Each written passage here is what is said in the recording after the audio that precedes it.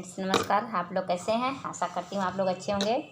तो आज मैं बेबी लोन के अगले पार्ट की चर्चा करने जा रही हूँ। जो एक इंसान है जिसने स्वर्ण की इच्छा की,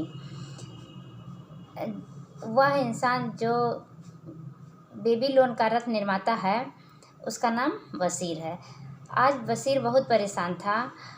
अपनी संपत्ति के चारों ओर बनी निचली दीवार पर बैठकर वह अपने घर और अपने वर्कशॉप की ओर देख रहा था, जिसमें एक संपूर्ण रथ खड़ा तैयार था। उसकी पत्नी अक्सर खुले दरवाजे पर दिखाई दे जाती थी। उसकी नज़रों से पता चलता था खाने का थैला खाली था, उसके रथ का काम पूरा करना था, उसे हथौड़ा चलाना था, पॉलिश और पेंट करना था, चमड़े को पहिए के चारों ओर चढ़ाना था और इसे अमीर ग्राहक को देने के लिए तैयार करना था ताकि वे इसे ले जा सकें। तब भी उसका मोटा और मजबूत शरीर उस दीवार पर बैठा था। उसका धीमा दिमाग एक ऐसी समस्या से जूझ रहा था जिसका जवाब देना मुश्किल था। वसीर अपने समस्या से इतना उलझा हुआ था कि उसे व्यस्त शहर का शोर नहीं सुनाई पड़ रहा था। एक परिचित वाद्य यंत्र के तारों से आते संगीत ने उसे मानो नींद से जगाया। वह मुड़ा और उसने अपने सबसे अच्छे दोस्त संगीतज्ञ जो कोबी के संवेदनशील और मुस्कुराते चेहरे की ओर देखा। तो कोबी उसका दोस्त था जो संगीतज्ञ था। तो उसने कहा, मेरे अच्छे दोस्त, भगवान तुम्हें ढेर सारी आज़ादी दे। कोबी को सलाम करते हुए कहा। लेकिन तब भी ऐसा लगता है कि वे इतने दयालु हैं कि तुम्हें काम करने की ज़रूरत नहीं है। मैं तुम्हारे सौभाग्य में तुम्हारे साथ हूँ और इसे मैं तुम्हारे साथ बांटूंगा। कृपया अपने बड़े बटुए से 2 साधारण सिक्के निकालो और उन्हें मुझे दो। तो वसीर ने कहा कि अगर मेरे पास 2 सिक्के होते तो मैं किसी को नहीं देता, तुम्हें भी नहीं मेरे प्यारे दोस्त, क्योंकि वे मेरी पूरी संपत्ति होती। कोई भी इंसान अपनी पूरी संपत्ति किसी को नहीं देता, अपने अच्छे दोस्त को भी नहीं।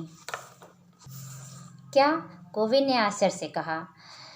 तुम्हारे पर्स में एक सिक्का भी नहीं है, फिर भी तुम दीवार पर मूर्ति की तरह बैठे हो। तुम रथ का काम पूरा क्यों नहीं करते? अपनी भूख कैसे मिटा पाओगे? यह तुम्हारे जैसा बर्ताव नहीं है दोस्त। तुम्हारी अंतर्हीन ऊर्जा कहाँ है? क्या तुम्हें कोई चीज़ परेशान कर रही है? क्या भगवान ने तुम्हारे लिए समस्याएं खड़ी की हैं? भगवान की दी हुई दिक्कत ही होनी चाहिए, वसीर ने स्वीकार किया। यह एक सपने से स्वीकार हुआ, एक ऐसे बेमतलब के सपने से जिसमें मैंने सोचा कि मैं एक पैसे वाला आदमी हूँ। मेरे बेल्ट से एक भारी बटुआ लटका हुआ था जिसमें सिक्के भरे हुए थे। उसमें सिक्के थे जिन्हें मैं भिखारियों को उधारी में दे रहा था। उसमें चांदी के सिक्के थे जिसमें मैंने अपनी पत्नी और अपने लिए मनचाही चीज़ें खरीद रहा था।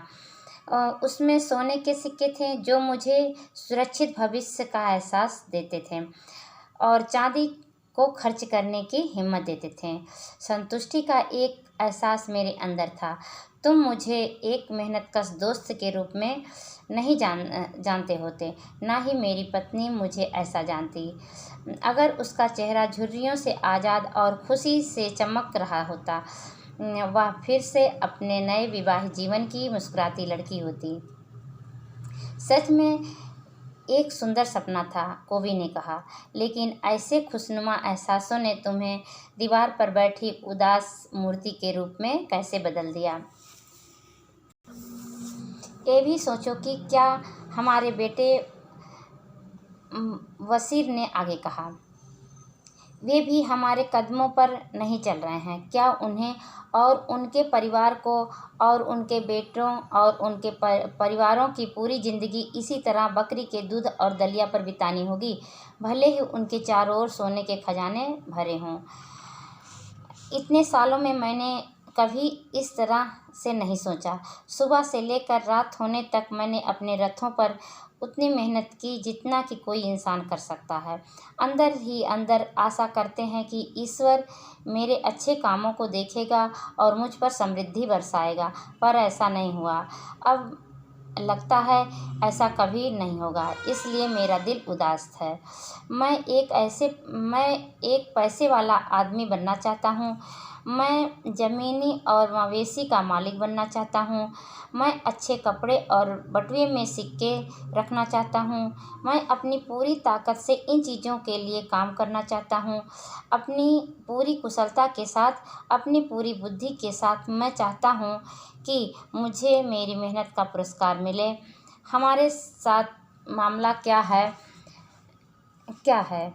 मैं फिर पूछता हूँ, हम उन लोगों की तरह अच्छी चीज़ों को आनंद क्यों नहीं उठा सकते हैं जिनके पास इन्हें खरीदने के लिए स्वर्ण है? अगर मैं इसका जवाब जानता, कोबी ने जवाब दिया, तो मैं भी तुम्हारी तरह ही संतुष्ट होता।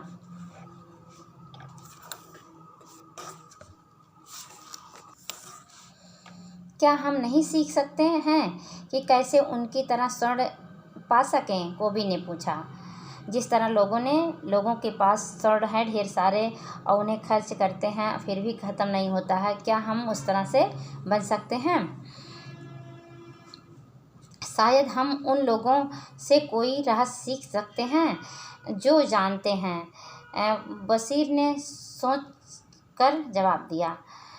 कोबी ने सलाह दी, मैं अपने पुराने दोस्त अरकद से मिला। उसे बेबीलोन का सबसे अमीर आदमी माना जाता है। अरकद जो है बेबीलोन का सबसे अमीर आदमी है। तो दोस्तों उसी के ऊपर ही किताब लिखी, वो अरकद ने ही सबको सिखाई किस तरह से अमीर बना जा सकता है। तो वो वसीर का दोस्त था। वसीर ने कहा कि मेरा दोस्त अरकद है जो सबसे अमीर आदमी है बेबीलोन का। वह इतना अमीर है कि राजा भी उससे खजाने के लिए मदद लेते हैं। कोबी ने कहा, इतना अमीर? वसीर ने कहा, मुझे डर लगता है कि कहीं मैं अपने हाथ उसके बटुए पर न डाल दूं। बकवास, कोबी ने फटकारा। एक इंसान की संपत्ति उसके बटुए से नहीं होती है। एक मोटा बटुआ तुरंत खाली हो जाता है अगर उसे भरने के लिए स्वर्ण की धारा ना हो। अरकद के पास आमदनी है जो इसे लगातार भरती रहती है, भले ही वह कितना ही क्यों ना खर्च करे। आमदनी यही वह चीज़ है, वसीर ने कहा। काश मेरे पास आमदनी का एक ऐसा स्रोत होता जो मेरे बटुए को भरता रहता। अरकद को पता होना चाहिए कैसे एक आदमी अपने लिए आमदनी बना सकता है।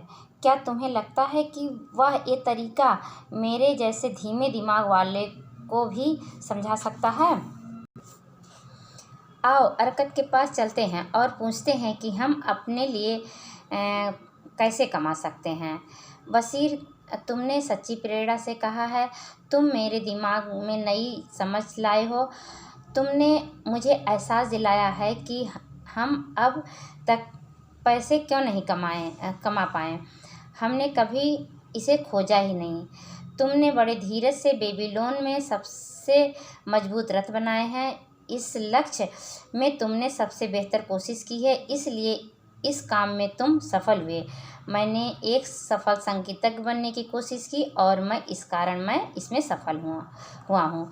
जिन चीज़ों पर हमने कोशिश की हम उसमें सफल हुए हैं। देवता हमें ऐसा करने देते रहें। अब अंत में हम सूरज की तरह चमकीली रोशनी देखते हैं। इसने हमें सीखने की दिशा दिखाई है ताकि हम और तरक्की कर सकें। इस नई समझ के साथ हम अपनी इच्छाओं को पूरी करने के लिए अच्छे तरीके पाएंगे। अरकद के पास आज ही जाते हैं, वसीर ने कहा। साथ ही हम बचपन के अपने दोस्तों से भी पूछेंगे और उनको साथ ले चलेंगे जिससे हमसे ज़्यादा सफलता नहीं पाई है, जिससे उन लोगों को भी ज्ञान प्राप्त हो सके और वह भी हमारी तरह अमीर बन सकें। तो दोस्तों, अगर यह वीडियो आपको पसंद आ रही हो तो सब्सक्राइब करिए, लाइक करिए, शेयर करिए, कमेंट करिए।